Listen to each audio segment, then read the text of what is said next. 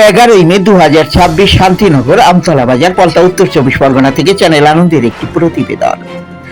BJP সরকার গঠনের পর পুনরায় ভাঙা বিজেপির দলীয় কার্যালয় আবার নতুন ভাবে গড়া হচ্ছে। নির্মাণ সামগ্রী ইতিমধ্যেই আনা হয়েছে। এ বিষয়ে আরও জানান সুনীল কুমার মণ্ডল চ্যানেল আনন্দকে। ভাঙা হয়েছিল যে পার্টি অফিস একটা সময়, সেটা আবার নতুন করে গড়া হচ্ছে, এই বিষয়ে আমরা দুই একটি কথা জেনে নেব। আমরা গত নির্বাচনে যে অবস্থা দাঁড়িয়েছিল ওই সময় আমাদের এই শান্তিনগর স্কুল কলেজের সম্মুখে যে আমাদের পার্টি অফিস করা হয়েছিল, দুটো পার্টি অফিস ছিল, দুটো পার্টি অফিসই ওরা ভেঙে দেয়।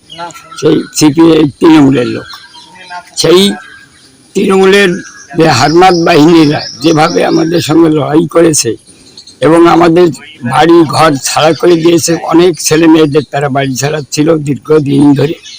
এবং সেই পার্টি অফিস আজকে যে আমাদের দুরবস্থার মধ্যে পড়ে রয়েছে, আমরা রাজনীতি করার জন্য বসার জায়গা নাই, কোনো জায়গায় আমরা সঠিকভাবে মুখ খুলে বসতে পারি না এবং কোনো জায়গায় আমরা সঠিকভাবে আমরা সংগঠন করতে পারছি না এতকাল ধরে, এই এতদিন ধরে।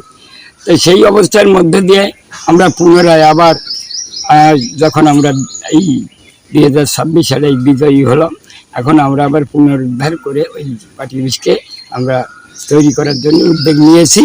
এই উদ্যোগ আজকে এবং কালকের থেকে আমরা কাজ শুরু করছি। আমাদের ছেলেপেলেদের নিয়ে একত্রিত হয়ে